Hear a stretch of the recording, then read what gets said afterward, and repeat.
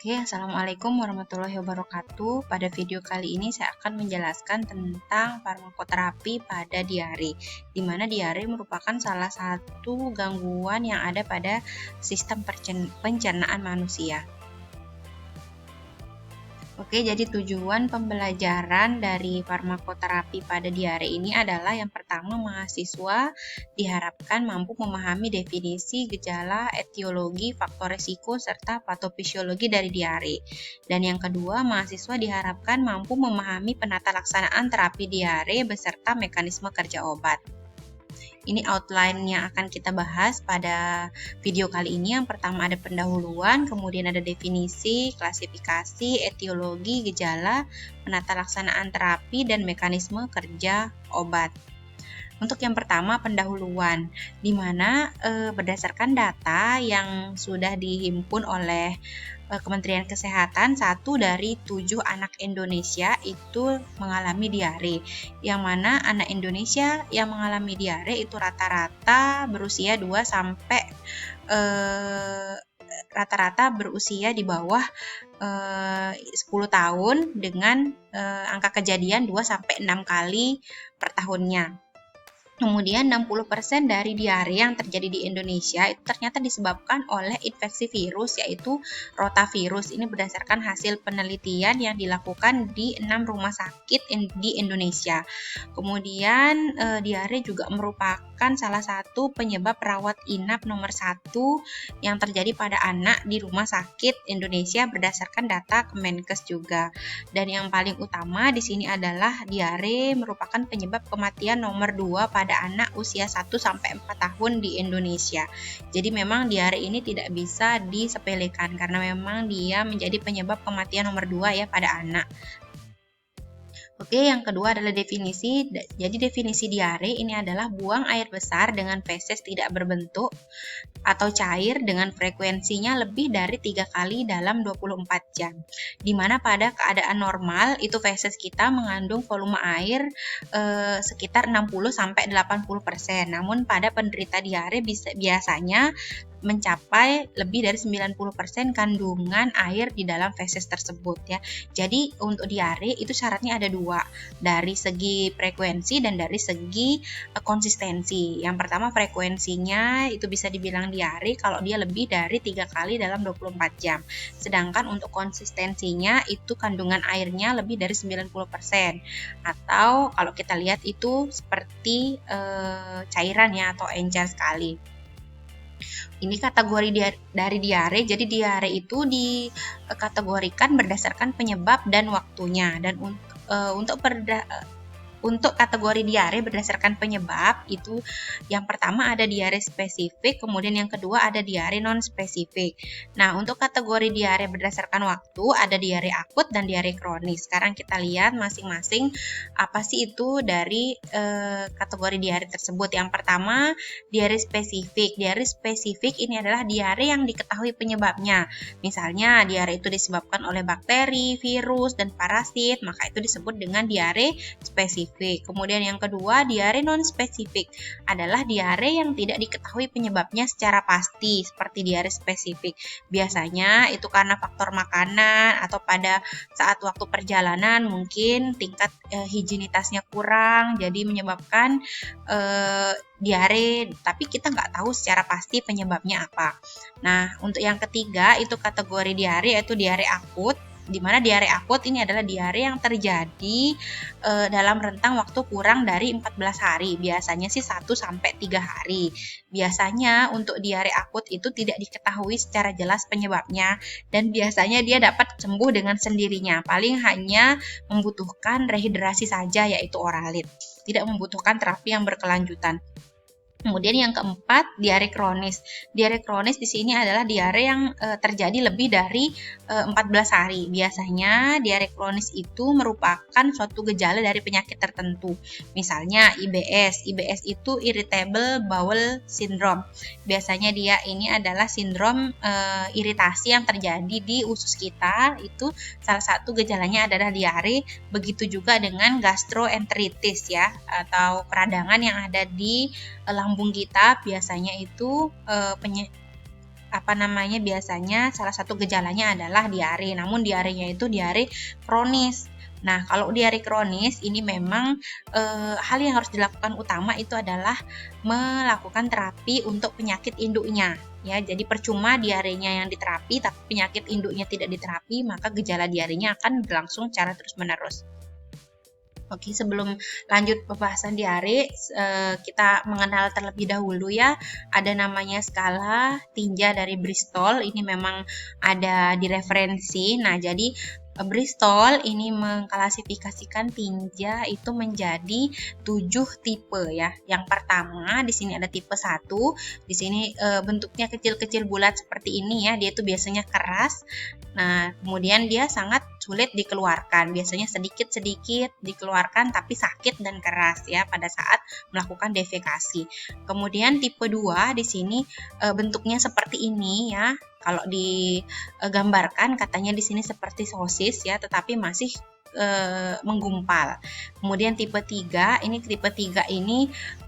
tipe yang permukaannya itu besar kemudian dan retak, dan ini akan menyebabkan biasanya di anusnya mengalami luka ketika dikeluarkan karena saking besarnya pada saat melakukan defekasi itu menyebabkan iritasi di bagian anusnya.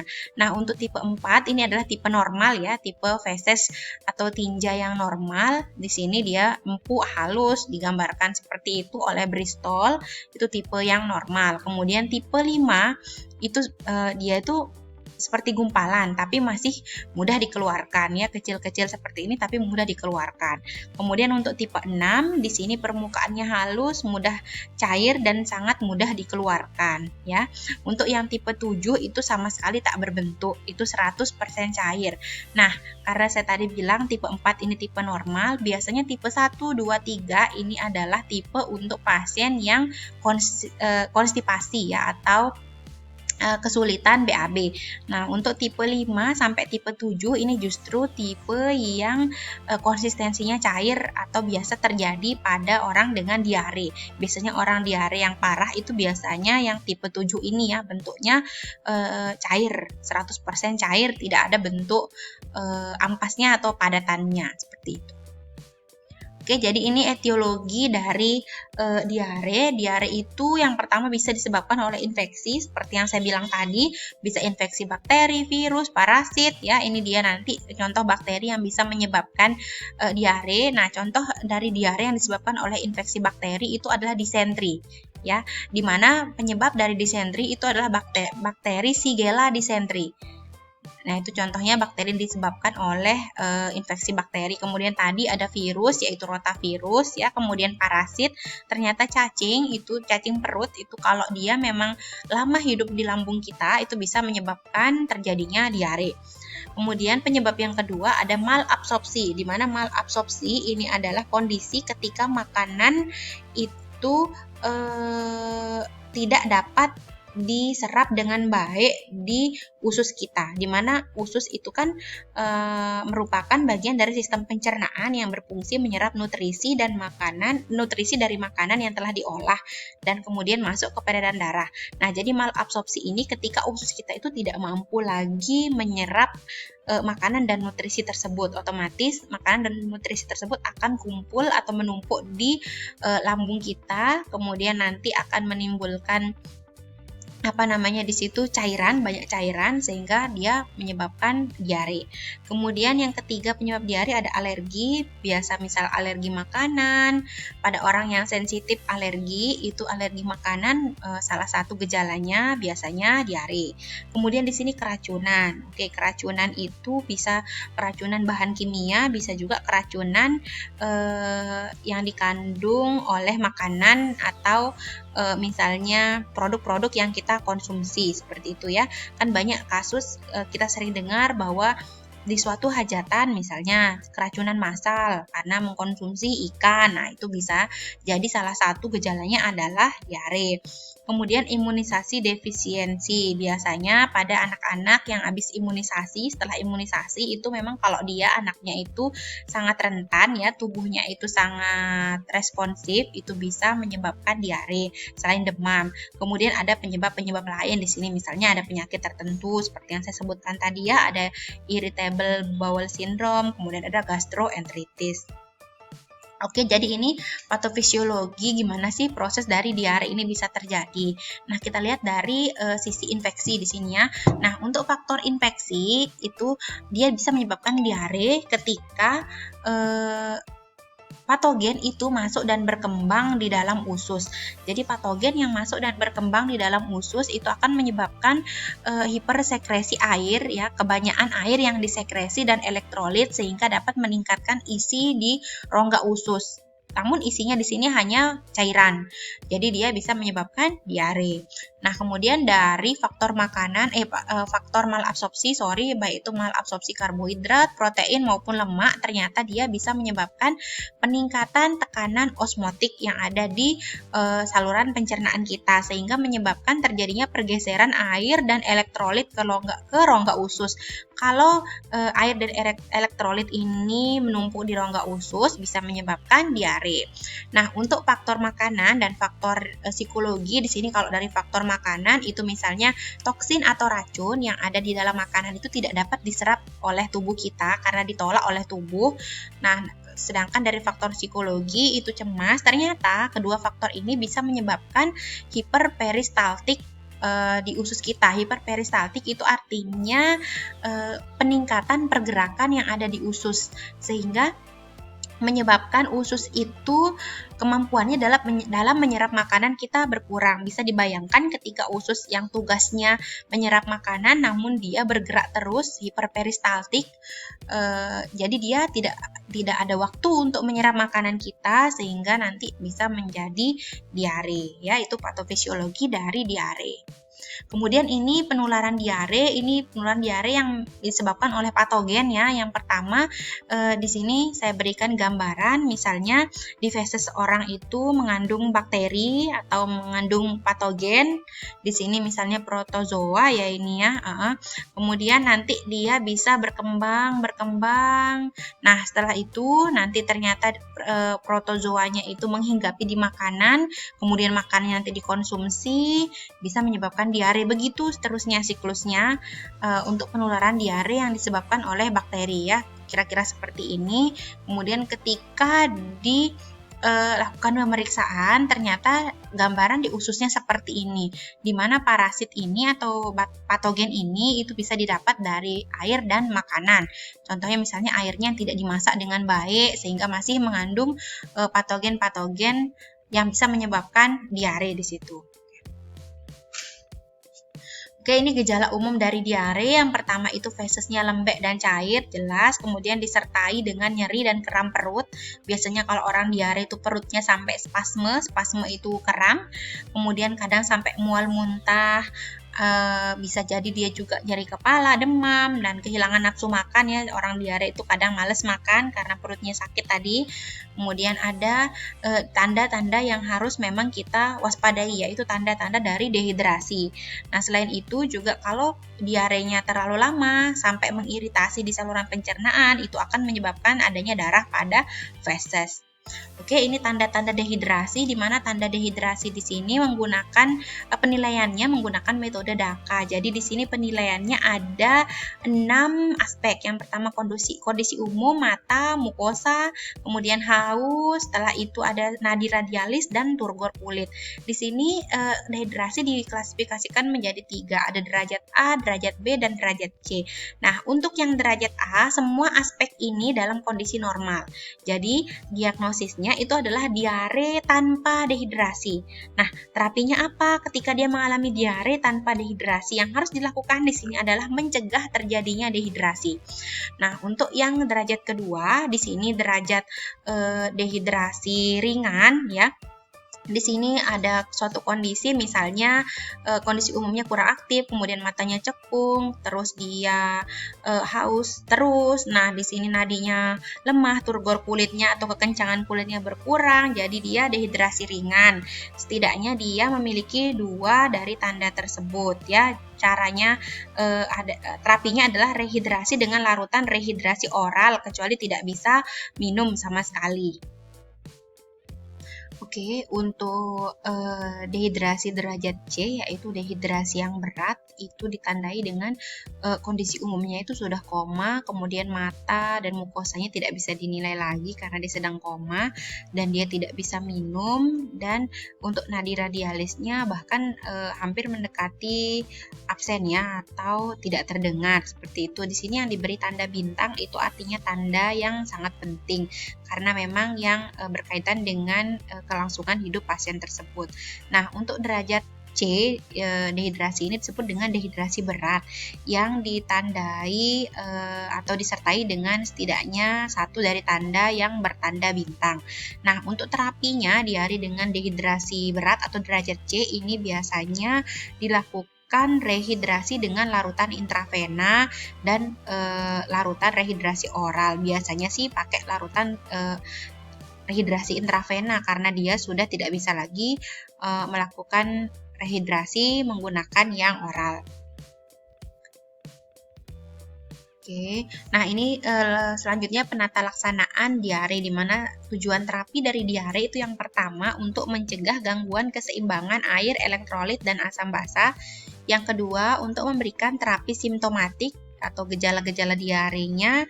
Simptomatik itu artinya gejala. Kemudian yang ketiga untuk menghilangkan penyebab diare, dan yang keempat untuk mengatasi gangguan yang terjadi karena diare. Oke, ini dia terapi farmakologinya. Yang pertama ada rehidrasi oral, yaitu contohnya Oralit. Kemudian ada namanya antimotilitas, di mana antimotilitas ini bekerja dengan cara menghambat gerakan peristaltik usus. Seperti yang sudah saya jelaskan sebelumnya, bahwa peningkatan peristaltik usus itu dapat menyebabkan terjadinya diare. Artinya ususnya tidak berhenti bergerak, yang menyebabkan kemampuan usus dalam menyerap makanan juga akan menjadi berkurang ya. Tujuan penggunaan antimotilitas di sini adalah untuk menghambat gerakan peristaltik usus. Contohnya loperamid, dipenoksilat, antikolinergik seperti atropin, ipratropium, tapi yang paling banyak digunakan di sini adalah loperamid. Kemudian yang ketiga adstringensia, yaitu bekerja dengan cara menekan selaput lendir usus, di mana selaput lendir usus ini ketika kerjanya terganggu, dia bisa menyebabkan terjadinya hipersekresi dari cairan, sehingga dia ditekan agar dia mengurangi hipersekresi cairan lendir yang berasal dari usus. Contohnya di sini tanin, garam bismut, aluminium ya, di sini aluminium. Kemudian yang keempat ada adsorben. Dari bahasanya aja kita sudah tahu bahwa gunanya untuk menyerap zat racun dari bakteri ataupun makanan. Contohnya karboadsorben, kemudian atapulgit, kemudian ada kaolin pektin. Nah, yang kelima itu zinc, di mana zinc itu bekerja dengan cara mengganti enzim yang hilang atau kofaktor enzim yang ada di saluran pencernaan kita. Penggunaan zinc itu sudah ada aturannya, yaitu selama 10 hari berturut-turut. Walaupun diarenya sudah sembuh, tapi penggunaan zinc harus diteruskan selama 10 hari berturut-turut. Kemudian yang terakhir itu ada probiotik, di mana probiotik ini banyak digunakan pada diare anak-anak. Gunanya untuk apa? Untuk meningkatkan sistem imun dengan tujuan untuk menekan pertumbuhan bakteri patogen yang ada di saluran pencernaan. Oke, ini penata laksanaan terapi ini lebih ke penata laksanaan terapi pada anak-anak, karena memang diare itu sangat urgent apabila terjadi pada anak-anak karena bisa menyebabkan kematian apabila tidak ditangani dengan baik ya. Nah, untuk diare tanpa dehidrasi yang tadi saya jelaskan ya, derajat A. Jadi rencana terapinya di sini adalah ada 5 langkah kurang lebih. Yang pertama itu beri cairan lebih banyak dari biasanya. Misalnya anak-anak anaknya masih ASI, ya berikan ASI lebih sering dan lebih lama. Namun apabila dia sudah tidak ASI, itu berikan susu yang biasa diminum ya. Kemudian ditambahkan misalnya seperti kuah sayur, kemudian air dan sebagainya. Lalu berilah Oralit sampai diarenya berhenti. Di sini ada aturan pemberian Oralit, nanti bisa dibaca. Kemudian yang kedua, itu langkahnya adalah berikan obat zinc. Seperti yang saya bilang tadi, zinc itu harus diberikan selama 10 hari berturut-turut walaupun diarenya sudah berhenti. Aturan penggunaannya adalah ini ya, ketika usianya kurang dari 6 bulan maka harus diberikan setengah tablet per hari. Namun kalau lebih dari 6 bulan itu 1 tablet per hari dan harus dihabiskan. Penggunaan zinc itu biasanya dikunyah ataupun dilarutkan dengan 1 sendok air. Biasanya zinc itu di kemasannya tertulis zinc dispersible. Kenapa seperti itu? Karena agar lebih mudah diabsorpsi di saluran pencernaan kita. Kemudian yang ketiga, di sini berikan anak makanan untuk mencegah kurang gizi. Yang keempat, antibiotik itu hanya diberikan sesuai indikasi. Misalnya anaknya mengalami disentri, kolera, seperti itu. Kemudian yang kelima, itu berikan nasihat kepada ibu atau pengasuhnya untuk tanda-tanda yang memang urgent, segera anak tersebut dibawa ke fasilitas kesehatan terdekat ya. Di sini tanda-tandanya nanti bisa dibaca juga, ada misalnya nih, ada beraknya lebih sering, kemudian muntah, sangat haus, makan minumnya nggak mau, demam, terus tiba-tiba berdarah di fesesnya, seperti itu. Nah, kemudian untuk diare derajat B, diare dengan dehidrasi ringan atau sedang, ini tanda-tandanya itu mengikuti rencana terapi B. Nah, untuk rencana terapi B, jumlah oralitnya yang diberikan itu 3 jam pertama itu harus disesuaikan dengan berat badan anak. Ya, biasanya rumusnya ini 75 ml dikali berat badan anak. Namun kalau BB-nya itu tidak diketahui, maka kita pakai pedoman ini untuk pemberian Oralit ya. Oke, nanti kalian terus nanti selanjutnya maksud saya kemudian diamati ya bagaimana perkembangannya setelah diberikan Oralit. Lalu 3-4 jam nilai kembali tanda-tanda dehidrasi pada anak. Nah, setelah itu diputuskan apakah terapinya lanjut ataukah menjadi dehidrasinya misalnya berkurang, seperti itu ya. Nah, untuk diare dengan dehidrasi yang berat itu bila terdapat 2 atau tanda lebih seperti yang saya jelaskan tadi, maka rencana terapinya itu mengikuti rencana terapi C, di mana biasanya terapi dehidrasi berat itu harus dilakukan di sarana kesehatan atau di fasilitas kesehatan. Di sini ada petunjuknya, ikuti tanda panah. Jika jawaban iya, maka terapinya lihat yang tabel ini ya. Jika jawaban tidak, maka lihat yang selanjutnya yang ke bawah. Nah, di sini ya. Nah, yang pertama, dapatkah saudara memberikan cairan intravena? Jika kita bisa memberikan jawabannya iya, maka di sini langkah-langkah yang harus kita lakukan ya untuk memberikan cairan intravena sebagai rehidrasinya pada pasien dengan diare dehidrasi berat. Jika jawabannya tidak, maka kita lanjutkan dengan ini. Adakah terapi terdekat dalam 30 menit? Kalau ada, iya. Maka di sini kita mengikuti rencana terapi yang di kanan ini ya, di tabel yang ini. Namun jika tidak, lanjut ke sini. Apakah saudara dapat menggunakan pipa nasogastrik atau orogastrik untuk rehidrasi? Itu pipa yang biasa dimasukkan ke NGT ya, yang biasa dimasukkan ke hidung seperti itu. Kalau iya, maka mengikuti tabel ini. Kalau tidak, maka ikut yang ini ya. Di bawahnya ini, apakah penderita bisa minum? Kalau iya, berikan dia minum sedikit demi sedikit melalui mulutnya. Kalau memang dia masih bisa, buka mulut ya. Kalau memang tidak bisa sama sekali, berarti rujuk menggunakan terapi intravena. Nah, kalau tidak juga, berarti segera rujuk anak ke fasilitas kesehatan yang lebih bagus, lebih lengkap untuk melakukan nasogastrik atau orogastrik ataupun secara intravena. Karena memang diare yang disertai dengan dehidrasi, terutama dehidrasi berat, itu menjadi penyebab kematian nomor 2 pada anak-anak. Oke, ini terapi antibiotik antibiotik pada pasien dengan diare spesifik yang memang disebabkan oleh patogen ya. Misalnya patogennya adalah Shigella, Campylobacter, Salmonella, maka antibiotik pilihan pertamanya adalah ciprofloxacin. Di sini sudah ada penggunaannya juga dengan dosis 500 mg 2 kali sehari selama 3-5 hari. Kemudian misalnya disebabkan oleh bakteri Vibrio cholera, bisa terapinya menggunakan tetrasiklin ataupun doxycycline. Kemudian apabila diarenya disebabkan oleh diare traveler diare, biasanya ini penyebabnya bakteri E. coli ya, biasa diterapi dengan ciprofloxacin, misalnya 500 mg 2 kali sehari. Kemudian misalnya organismenya penyebabnya bakteri itu adalah Clostridium difficile. Bisa antibiotik pilihan pertamanya adalah metronidazole karena memang Clostridium ini adalah bakteri yang anaerob. Jadi memang terapinya menggunakan metronidazole ya. Dari mana sih kita tahu bakteri apa yang menyebabkan diare? Biasanya dilakukan pemeriksaan spesimen. Spesimennya itu adalah spesimen feses sehingga dicek di situ kandungan dari bakterinya. Oke, ini terapi non-farmakologinya. Yang pertama, harus memperhatikan hygiene perorangan dan sanitasi lingkungan. Karena sebenarnya diare itu merupakan penyebab utamanya ya. Tadi sepertinya adalah hygiene dari kita sendiri. Misalnya tidak cuci tangan ketika makan, alat makannya tidak dicuci dengan bersih, seperti itu. Kemudian yang kedua, mengkonsumsi makanan yang sehat ya. Konsumsi makanan yang sehat yang memang gizinya seimbang.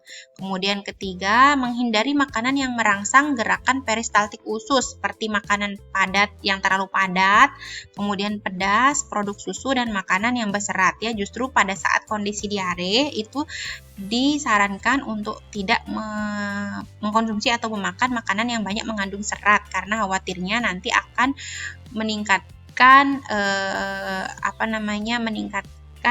ini ya tingkat kecairan dari feses orang tersebut. Oke, jadi ini kesimpulannya, diare adalah kondisi di mana terjadi frekuensi defekasi yang abnormal, biasanya lebih dari 3 kali per hari. Yang kedua, diare dapat diklasifikasikan berdasarkan waktu dan penyebabnya. Tadi berdasarkan waktu ada akut dan kronis, berdasarkan penyebabnya ada diare spesifik dan non-spesifik. Kemudian yang ketiga, tujuan umum penata laksanaan diare adalah mengurangi gejala diare dan mengatasi penyebab diare. Nah, untuk tujuan khususnya di sini adalah mencegah terjadinya dehidrasi. Untuk terapi non-farmakologinya, tadi ya bisa memperhatikan hygiene perorangan dan sanitasi lingkungan, kemudian mengkonsumsi makanan yang sehat, menghindari makanan yang merangsang peristaltik usus, dan untuk terapi farmakologinya itu tadi seperti yang saya sampaikan ya, mengacu pada buku saku penata laksanaan diare yang dikeluarkan oleh Kemenkes. Tadi ada antimotilitas, kemudian rehidrasi, ada adstringensia, itu nanti bisa dibaca kembali. Baik, sekian penjelasan tentang diare pada video kali ini. Wassalamualaikum warahmatullahi wabarakatuh.